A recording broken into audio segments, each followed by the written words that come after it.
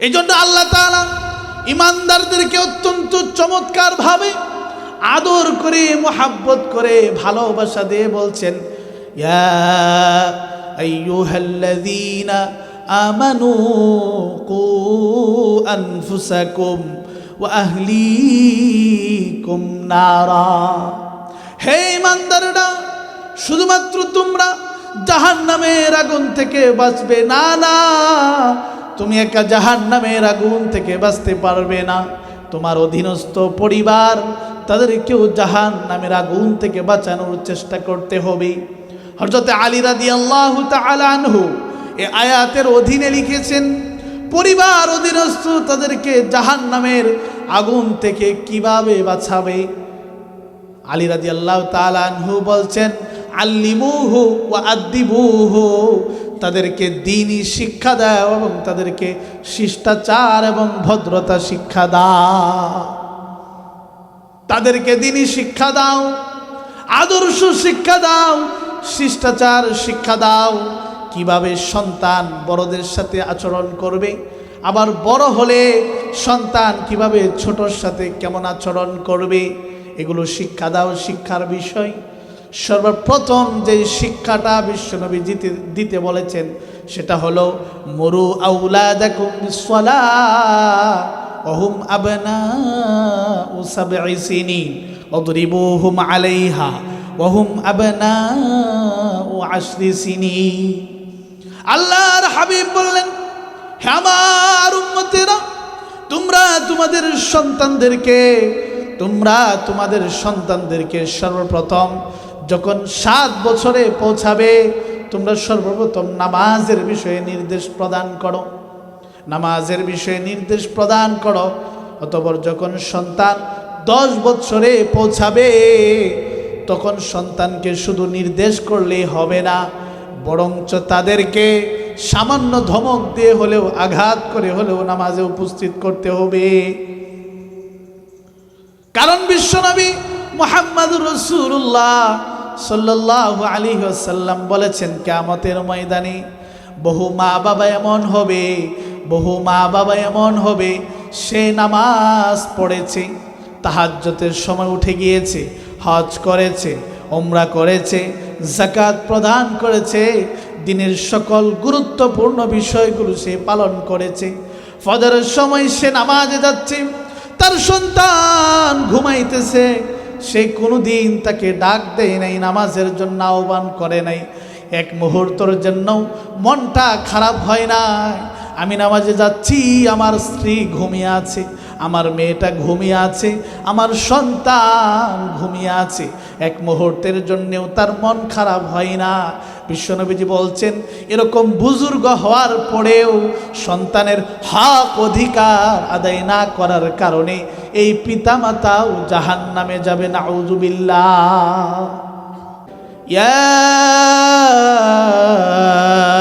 আইয়ুহাল্লাযীনা আমানু ইন্না মিন আজওয়াজিকুম ওয়া আওলাদিকুম আদুওয়াল লাকুম ফাহযারুহুম ওয়া ইন তা'আফু ওয়া তাসফাহু ওয়া তাগফিরু ফাইন্নাল্লাহা গফুরুর রহিম।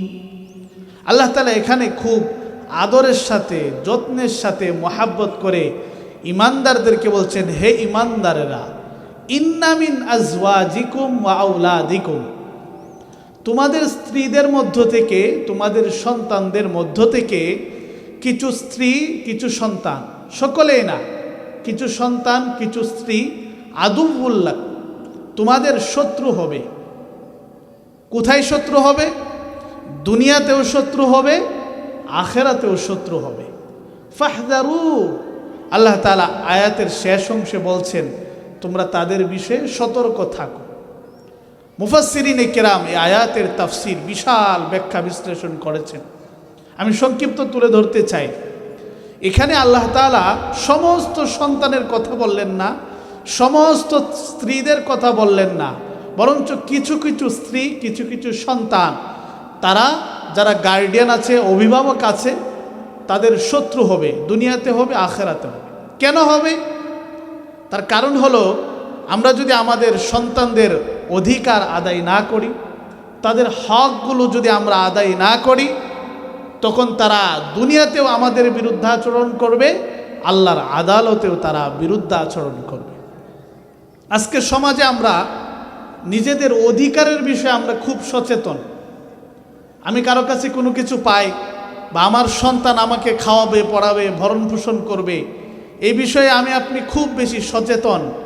কিন্তু আমার সন্তানের যে হক ছিল, অধিকার আমার উপরে ছিল, সেগুলো আমি যথাসময়ে আদায় করি নাই।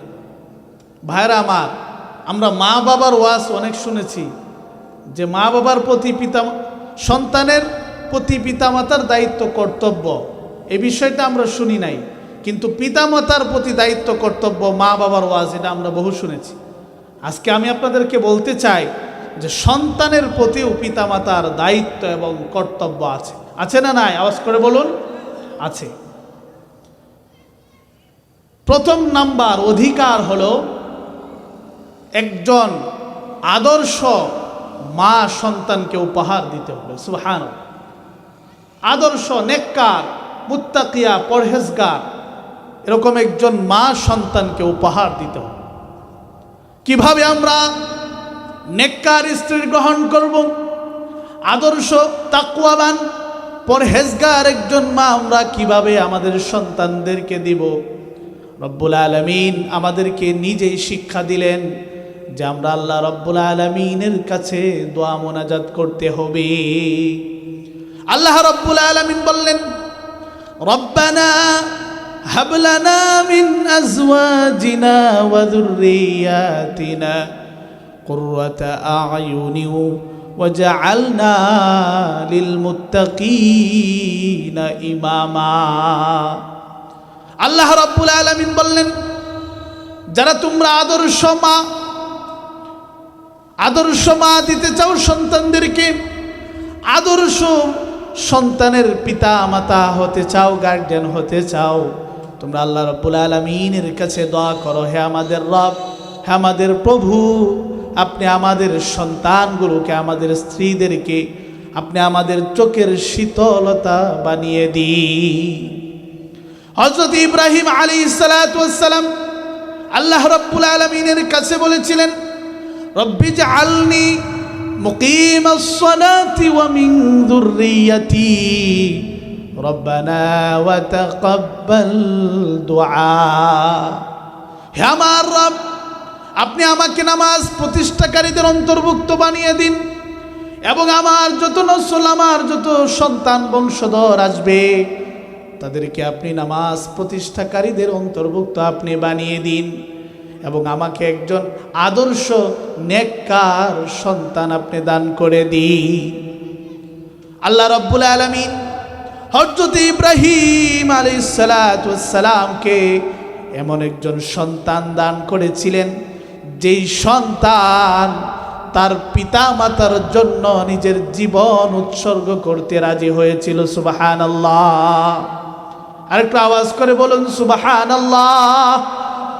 ইব্রাহিম আলাইহিস সালাতু ওয়াস সালাম বললেন, হে আমার আদরের সন্তান, আমি আমার শেষ বয়সে তোমাকে পেয়েছি।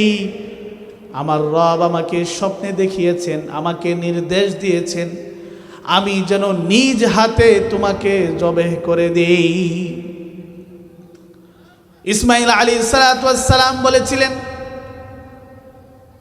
হে আমার পিতা, এটা যদি আল্লাহর পক্ষ থেকে নির্দেশ হয়ে থাকে, আপনাকে যদি আদেশ করা হয়, আপনি আপনার রবের সন্তুষ্টি অর্জন করার লক্ষ্যে আমি ইসমাঈলকে জবেহ করতে পারেন, বিন্দু মাত্র আমার কোনো আপত্তি নেই। এমন আদর্শ সন্তান যারা পেতে চাই, যেই সন্তান আমি কবরস্থ হয়ে যাব, এই সন্তান নেক আমল করবে, সওয়াবের কাজ করবে, আমি পিতা হয়ে মা হয়ে কবরে শুয়ে শুয়ে ওই সন্তানের সওয়াবের একটা অংশ আমি কবরে শুয়ে শুয়ে পেতে থাকবো। সুবহানাল্লাহ। এই সন্তান যদি আমরা গ্রহণ করতে চাই, তাহলে সন্তান আসার পূর্বেই আমাদেরকে রব্বুল আলামিন যে সর্বপ্রথম অধিকারের কথা বলছেন, একজন নেককার সতী সাধবী স্ত্রী আমাদেরকে সর্বপ্রথম গ্রহণ করতে হবে। আদর্শ সন্তানের পিছনে সবচেয়ে বড় ভূমিকা হচ্ছে মার। তার কারণ হলো আজকের সমাজে দেখেন তো, কলিজার টুকরা সন্তান মার কথা শুনেন, বাবার কথা শুনে না, অথচ আপনি এই সন্তানের মুখে দুমুঠো খাবার দেওয়ার জন্যে কত হালাল হারাম তোয়াক্কা করেন নাই, কত বাজ বিচার করেন নাই, সুদ ঘুষ কত কিছু আপনি সব কিছু না দেখে সন্তানের মুখে খাবার উঠিয়ে দিয়েছেন।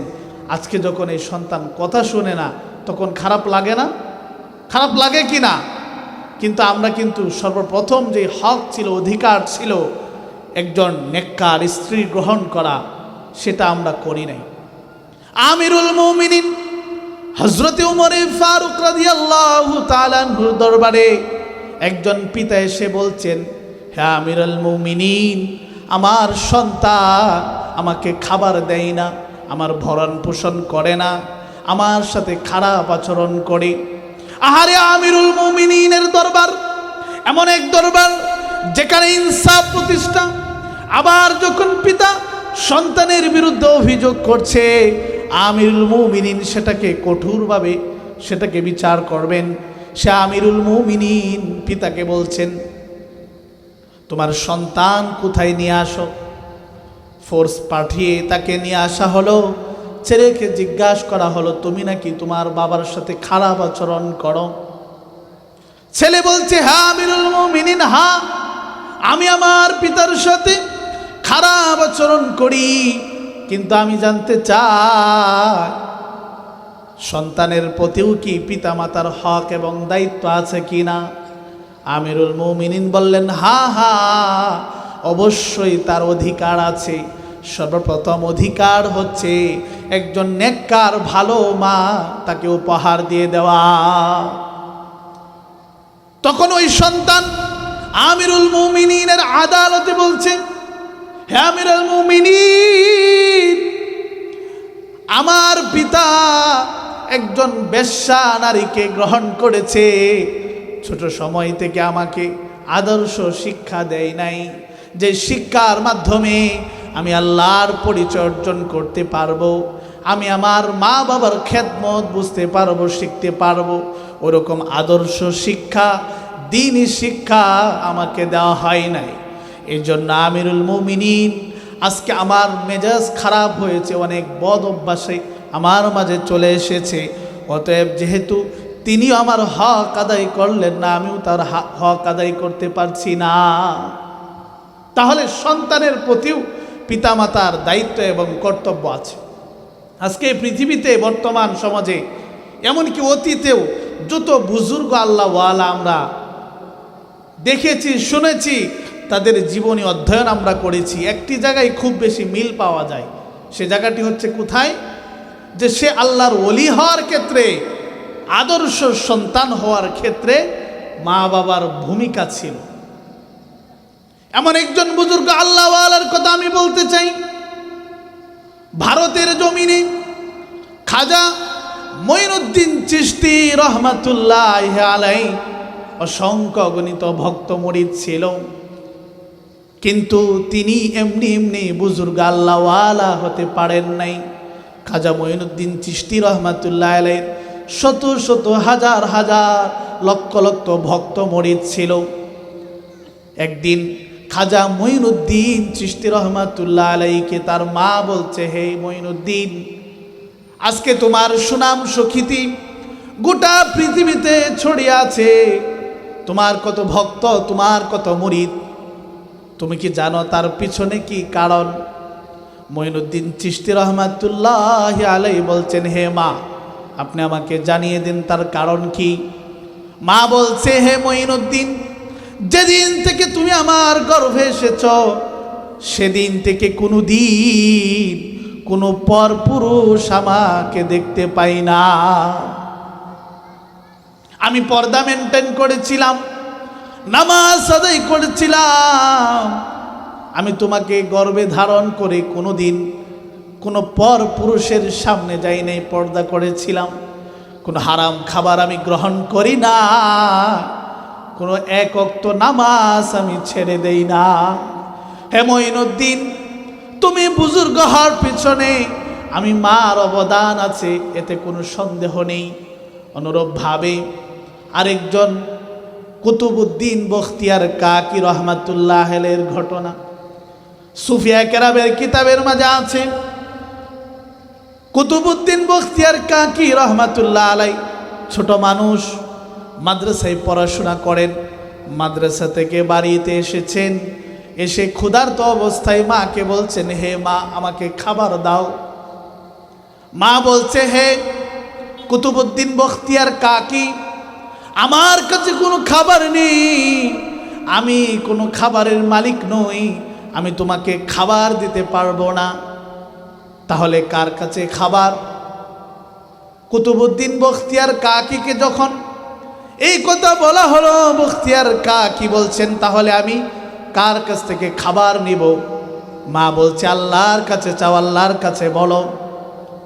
কুতুবউদ্দিন বখতিয়ার 2 রাকাত নামাজ আদায় করে রব্বুল আলামিনের কাছে বলছে, হে আমার রব, আপনি আমাকে খাবার দান করুন। এদিক দিয়ে মা খাবার নিয়ে এসে উপস্থিত হয়েছেন। কুতুবউদ্দিন বখতিয়ার কাকিকে শিক্ষা দিচ্ছেন, হে বাবা, আমি কোনো খাবার দিতে পারি না, যিনি তোমাকে সৃষ্টি করেছেন, তোমার স্রষ্টা রব্বুল আলামিন, তিনি তোমার খাবারের ব্যবস্থা করবে। বখতিয়ার কাকি রহমাতুল্লাহ আলাই ছোট মানুষ, তখন থেকেই তিনি শিক্ষা দিচ্ছেন, মা শিক্ষা দিচ্ছেন, হে বাবা, যত বিপদে পড়বে, মুসিবতে পড়বে, শুধুমাত্র কেবলমাত্র রব্বুল আলামিনের কাছেই তোমাকে বলতে হবে। তাওয়াক্কুল, আল্লাহর উপর ভরসা। আল্লাহর উপর ভরসা কিভাবে করতে হয়? কুতুবউদ্দিন বখতিয়ার কাকিকে ছোট সময় থেকেই তার মা শিক্ষা দিচ্ছে।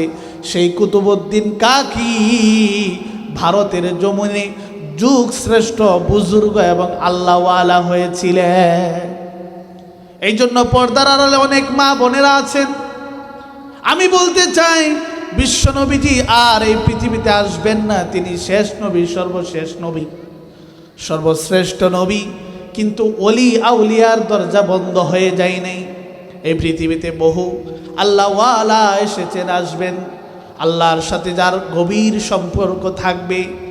এই জন্য মা বোনেরা যারা আমরা আছি, আমরা যখন সন্তান গর্ভে ধারণ করব এবং তার পূর্বে থেকেই আদর্শ সন্তানের জন্যে আমাদেরকে প্রস্তুতি গ্রহণ করতে হবে।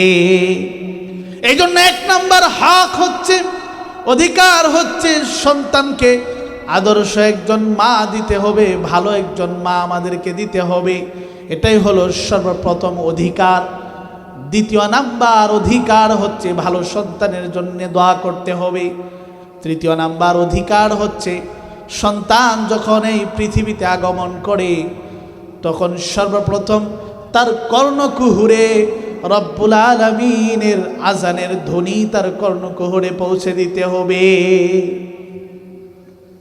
যাতে করে একজন সন্তান ভূমিষ্ঠ হওয়ার পর সর্বপ্রথম যেন রব্বুল আলামিনের বড়ত্বের কথা সে শুনতে পায়, রব্বুল আলামিনের প্রশংসা সে শুনতে পায়, রব্বুল আলামিনের গুণকীর্তন প্রশংসা সে শুনে যেন কোনোদিন সে নাস্তিক না হয়, সে যেন সব সময় ইসলামের সাথে থাকে, মুসলিম হিসাবে থাকে। এজন্য সর্বপ্রথম বিশ্বনবীজি বলছেন, তার কর্ণকুহুরে আজানের ধ্বনি পৌঁছে দাও। আজকে সমাজে এটা নাই। এক্ষেত্রে মাসালা হলো, অনেক সময় হাসপাতালে পুরুষ থাকে না, মা বোনেরাও, আমরা নিজেরাও যদি উপস্থিত থাকি আমরা, তাহলে সন্তানের ডান কানে আজান, বাম কানে একামত, যাতে করে জন্মের পর সর্বপ্রথম তার কর্ণকুহুরে আল্লাহর বড়ত্বের কথা, মহত্বের কথা, ক্ষমতার কথা, প্রশংসার বাক্যগুলো যেন তাদেরকে শুনে দেওয়া হয়। মুহতারাম হাজিরিন, এই হক, এগুলো সন্তানের হক। আজকে আমরা এই বিষয়ে কোনো গুরুত্ব দেই না। এই জন্য সন্তান বড় হওয়ার পরে আমার কথা শুনে, আহারে কত আদরের সন্তান আমার, আল্লাহ রাব্বুল আলামিন বললেন, হে ঈমানদারেরা, দুনিয়ার ধন সম্পদ পেয়ে, সন্তান নামক নিয়ামত পেয়ে আমি আল্লাহকে ভুলে যাবে না, আমি আল্লাহর স্মরণকে ভুলে যাবে না।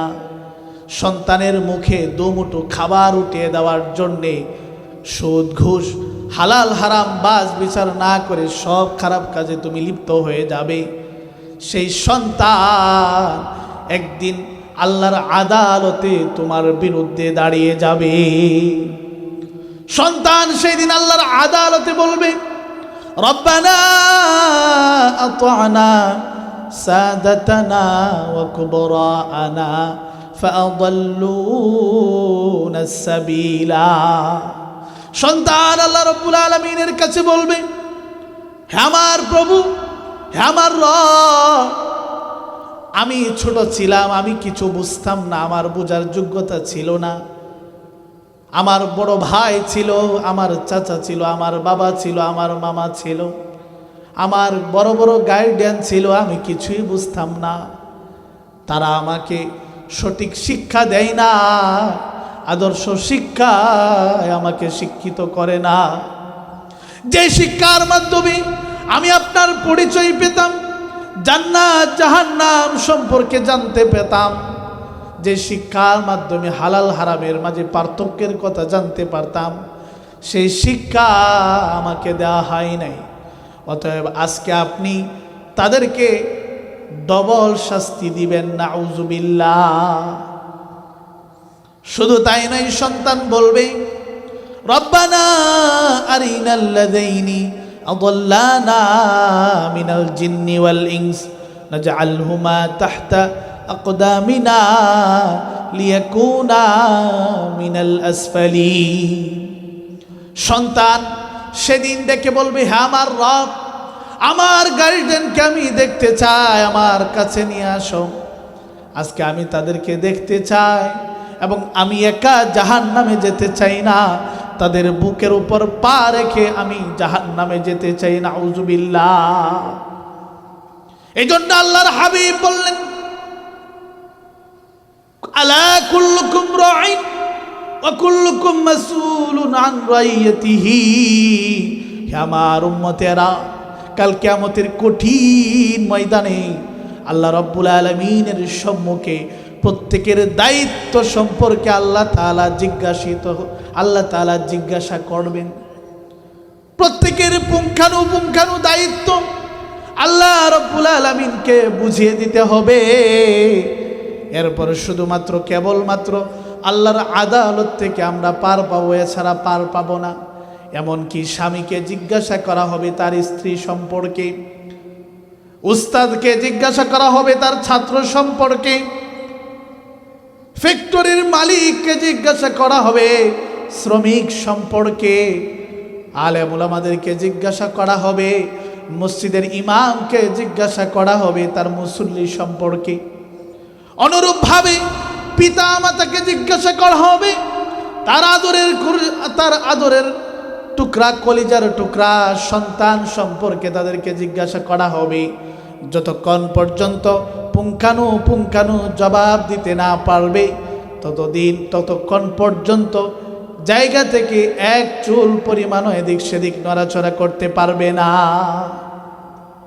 এই জন্য আল্লাহ তাআলা ইমানদারদেরকে অত্যন্ত চমৎকার ভাবে আদর করে, মোহাব্বত করে, ভালোবাসা দিয়ে বলছেন, ইয়া আইয়ুহাল্লাযীনা আমানু কু আনফুসাকুম ওয়া আহলিকুম নারা। হে ইমানদাররা, শুধুমাত্র তোমরা জাহান্নামের আগুন থেকে বাঁচবে না, না, তুমি একা জাহান্নামের আগুন থেকে বাঁচতে পারবে না। তোমার অধীনস্থ পরিবার, তাদেরকেও জাহান্নামের আগুন থেকে বাঁচানোর চেষ্টা করতে হবে। হযরত আলী রাদিয়াল্লাহু তাআলা আনহু এই আয়াতের অধীনে লিখেছেন, পরিবার অধীনস্থ তাদেরকে জাহান্নামের আগুন থেকে কিভাবে বাঁচাবে। আলী রাদিয়াল্লাহু তাআলা আনহু বলছেন, আল্লিমুহু ওয়া আদ্দিবুহু, তাদেরকে দ্বীনি শিক্ষা দাও এবং তাদেরকে শিষ্টাচার এবং ভদ্রতা শিক্ষা দাও। তাদেরকে দ্বীনি শিক্ষা দাও আদর্শ শিক্ষা দাও, শিষ্টাচার শিক্ষা দাও, কিভাবে সন্তান বড়দের সাথে আচরণ করবে, আবার বড় হলে সন্তান কিভাবে ছোটর সাথে কেমন আচরণ করবে, এগুলো শিক্ষা দাও। শিক্ষার বিষয় সর্বপ্রথম যে শিক্ষাটা বিশ্বনবী দিতে বলেছেন সেটা হলো মুরু আউলাদাকুম বিসসালাহ ওয়া হুম আবনাউ সাবঈ সিনিন ওয়াদরিবুহুম আলাইহা ওয়া হুম আবনাউ আশরি সিনিন। আল্লাহর হাবিব বললেন, হে আমার উম্মতেরা, তোমরা তোমাদের সন্তানদেরকে সর্বপ্রথম যখন 7 বছরে পৌঁছাবে তোমরা সর্বপ্রথম নামাজের বিষয়ে নির্দেশ প্রদান করো, নামাজের বিষয়ে নির্দেশ প্রদান করো। অতঃপর যখন সন্তান 10 বছরে পৌঁছাবে তখন সন্তানকে শুধু নির্দেশ করলেই হবে না, বরঞ্চ তাদেরকে সামান্য ধমক দিয়ে হলেও, আঘাত করে হলেও নামাজে উপস্থিত করতে হবে। কারণ বিশ্বনবী মুহাম্মদুর রাসূলুল্লাহ সাল্লাল্লাহু আলাইহি ওয়াসাল্লাম বলেছেন, কিয়ামতের ময়দানে বহু মা বাবা এমন হবে সে নামাজ পড়েছে, তাহাজ্জুদের সময় উঠে গিয়েছে, হজ করেছে, উমরা করেছে, যাকাত প্রদান করেছে, দিনের সকল গুরুত্বপূর্ণ বিষয়গুলো সে পালন করেছে, ফজরের সময় সে নামাজে যাচ্ছে, তার সন্তান ঘুমাইতেছে, সে কোনোদিন তাকে ডাক দেয় নাই, নামাজের জন্য আহ্বান করে নাই, এক মুহূর্তের জন্য মনটা খারাপ হয় না। আমি নামাজে যাচ্ছি, আমার স্ত্রী ঘুমিয়ে আছে, আমার মেয়েটা ঘুমিয়ে আছে, আমার সন্তান ঘুমিয়ে আছে, এক মুহূর্তের জন্যেও তার মন খারাপ হয় না। বিশ্বনবীজি বলছেন, এরকম বুজুর্গ হওয়ার পরেও সন্তানের হক অধিকার আদায় না করার কারণে এই পিতামাতাও জাহান্নামে যাবে। নাউজুবিল্লাহ, নাউজুবিল্লাহ বলেন। তাহলে সন্তানের হক এবং অধিকার আছে না নাই বলেন তো আওয়াজ করে। বিশ্বনবী মুহাম্মদুর রাসূলুল্লাহ সাল্লাল্লাহু আলাইহি সাল্লাম বললেন, হে আমার উম্মতেরা, কাল কিয়ামতের কঠিন ময়দানে রব্বুল আলামিন তোমাদেরকে 5টি প্রশ্ন করবেন। 5টি প্রশ্নের উত্তর প্রদান না করা পর্যন্ত কোনো মানুষ নিজ জায়গা থেকে এক চুল পরিমাণ এদিক সেদিক নড়াচড়া করতে পারবে না। তার মধ্য থেকে একটা প্রশ্ন এটা হবে, আমি আল্লাহ তোমাদেরকে যে নিয়ামতগুলো দান করেছিলাম, সন্তান হলো আল্লাহর পক্ষ থেকে দেয়া নিয়ামত। আল্লাহ তাআলা জিজ্ঞাসা করবেন, সেই সন্তানের হকগুলো তুমি আদায় করেছিলে কিনা? যদি আদায় করে না থাকো তাহলে আজকে তোমার বিচার হবে এমন জায়গায় যেখানে সামান্য পরিমাণও বেইনসাফি করা হবে না, কোনো জুলুম হবে না, ক্ষমতার মাধ্যমে এখান থেকে পার পাওয়া যাবে না। আজকে আমার দরবারে তোমাদের বিচার হবে সমস্ত হাসরবাসী সমস্ত মানুষের সম্মুখে। এজন্য ভাইরা আমাদেরকে সন্তানের হকগুলো আদায় করতে হবে। শুধু আমি একা জাহান্নামের আগুন থেকে বাঁচবো, আমার অধীনস্থ পরিবার আত্মীয় স্বজনকে জাহান্নামের আগুন থেকে বাঁচানোর চেষ্টা করব না, এটা হতে পারে না। আমাদেরকে কতটুকু চেষ্টা করতে হবে, খুব মনোযোগ দেন। আমার সন্তানকে, আমার স্ত্রীকে, আমার অধীনস্থদেরকে জাহান্নামের আগুন থেকে বাঁচানোর জন্যে আমার চেষ্টাটা কি পরিমাণ হবে? সূরাতুত তাহরিমের যে আয়াত আমি পড়লাম, ইয়া আইয়ুহাল্লাযীনা আমানু কু আনফুসাকুম ওয়া আহলিকুম নারা, এই আয়াতের অধীনে বর্তমান বিশ্বের সবচেয়ে বড় আলেম আল্লামা তাকি উসমানী দামাত বারাকাতুহুম ইসলাহি খুতুবাতের মাঝে লিখেছেন যে একজন মানুষ তার সন্তান পরিবারকে বাঁচানোর জন্য কি পরিমাণ চেষ্টা করবে, ওই পরিমাণ চেষ্টা করবে আমি যদি আমার সন্তানকে দুনিয়াতে কোনো একটা আগুনের গর্তের পাশে খেলা করতে দেখি, আর এই সন্তান যে কোনো সময় ওই গর্তে পড়ে যেতে পারে, তখন আমার ভূমিকা কি হবে? আমি যত সম্ভব, আমার যত শক্তি আছে, আমি যদি দেখি আমার সন্তান আগুনে পড়ে যাচ্ছে, তাহলে আমার সকল শক্তি ব্যয় করে হলেও আমি তাকে সেখান থেকে উদ্ধার করার চেষ্টা করব, ঠিক কিনা? ঠিক তদ্রূপভাবে একজন পিতাকে, একজন মাকে, একজন গার্ডিয়ানকে সেই পরিমাণ চেষ্টা করতে হবে জাহান্নামের আগুন থেকে বাঁচানোর জন্যে। তার সন্তানকে, তার স্ত্রীকে, তার মেয়েটাকে জাহান্নামের আগুন থেকে বাঁচানোর জন্যে তাকেও সেই পরিমাণ চেষ্টা করতে হবে। একবার বলে ক্ষান্ত হয়ে গেলে হবে না, একবার দোয়া করে ক্ষান্ত হয়ে গেলে হবে না। আল্লাহর কাছে বারবার দোয়া করতে হবে, আল্লাহর কাছে বারবার বলতে হবে, হে আমার রব, আমার সন্তান আমার কথা শুনেন, আমার সন্তানকে তুমি আদর্শ সন্তান বানিয়ে দাও। আমি কবরস্থ হওয়ার পরেও আমার সন্তান যেই নেক আমল করবে আমি তার একটা অংশ পেতে চাই, এরকম সন্তান আপনি আমাকে দান করুন। এটা দোয়া করতে হবে। রব্বুল আলামিন দোয়া আমাদেরকে শিক্ষা দিয়েছে। এজন্য মুসলমান ভাইরা আমার, কথাগুলো মনোযোগ দিয়ে শুনবেন, দিলের কান লাগিয়ে শুনবেন।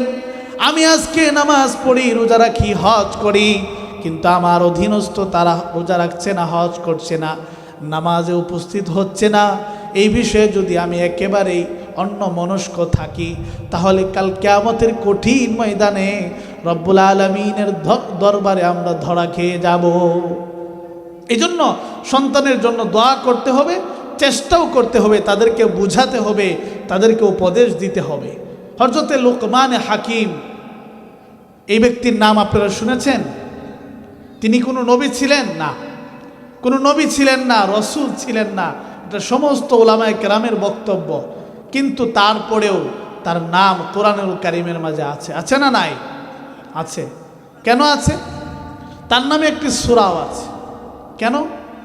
তিনি কোনো বুজুর্গ ছিলেন না, কোনো পণ্ডিত ছিলেন না, সাধারণ একজন মানুষ ছিলেন, এমনকি রাখাল ছিলেন, ছাগল চড়াতেন। কিন্তু সেই লুকমান হাকিম বড় পণ্ডিত মানুষ ছিলেন, আল্লাহর সাথে তার সম্পর্ক ছিল। এই জন্য গ্রামের বহু কৃষক এমন আছে যারা জান্নাতে চলে যাবে, শহরের বহু ধনাঢ্যবান ব্যক্তি আছে তারা জাহান্নামে চলে যাবে। এই জন্য আল্লাহর আদালতে কার কি পরিচয়, কার বংশমর্যাদা কি, কে সুন্দর, কে কালো, কে খাটো, কে লম্বা, কার বংশমর্যাদা কি, তার ভাষা কি, তার রাষ্ট্র কি, এসব কিছুই রব্বুল আলামিন দেখবেন না। তিনি শুধু দেখবেন আমাদের ঈমান এবং আমল। হযরত লুকমান হাকিম তিনি তার সন্তানদেরকে আদর্শ সন্তান বানানোর লক্ষ্যে কিছু নসিহা করেছিলেন। এই নসিহাগুলো বলেই আমি শেষ করে দেব।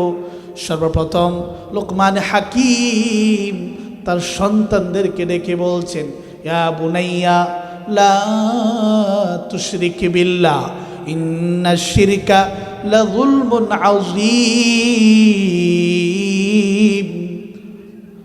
লুকমান হাকিম বলছেন, হে আমার আদরের সন্তানেরা, সর্বপ্রথম তোমাদের প্রতি আমার নসিহা হচ্ছে, আমার উপদেশ হচ্ছে, লা তুশরিক বিল্লাহ, আল্লাহর সাথে অংশীদার সাব্যস্ত করবে না।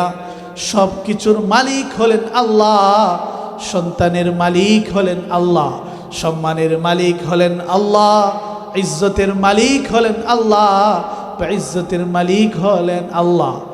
এই জন্য কখনোই আল্লাহর সাথে অংশীদার সাব্যস্ত করবে না। এটা সর্বপ্রথম আমার নির্দেশ, আমি তোমাদেরকে নসিহা করছি। দ্বিতীয় নাম্বার নসিহা ছিল, ইয়া বুনাইয়া ইন্নাহা ইনতাকু মিসকাল হাব্বাতিন মিন খারদালিন ফাতাকুন ফি সখরাতিন আও ফিস সামাওয়াতি আও ফিল আরদ ইয়াতি বিহাল্লাহ ইন্নাল্লাহা লতীফুন খবীর।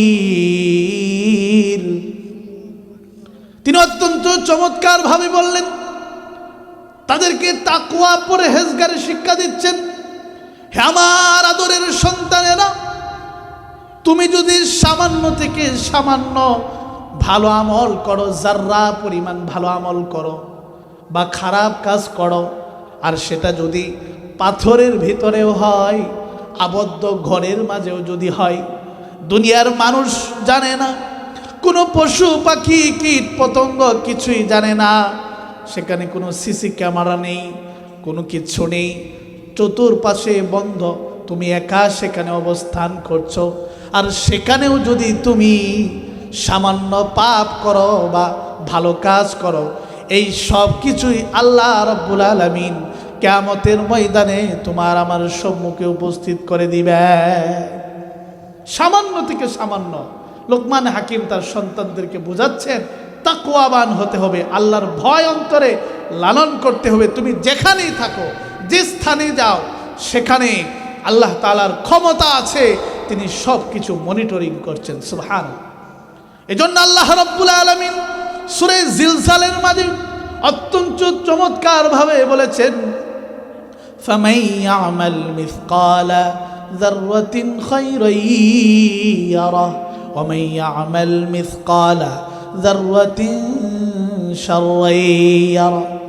ক্ষুদ্র থেকে ক্ষুদ্র, সামান্য থেকে সামান্য পরিমাণ যদি তুমি ভালো আমল করো, সেটাও কাল কিয়ামতের কঠিন ময়দানে তোমার আমল নামায় তুমি লিপিবদ্ধ দেখতে পাবে। আবার যদি সামান্য খারাপ কাজ করো, দুনিয়ার কোনো মানুষ না দেখলেও সেটা যিনি দেখতেছেন, লিপিবদ্ধ করে রাখতেছেন, তিনি কে? আরেকটা আওয়াজ করে বলেন না, তিনি কে?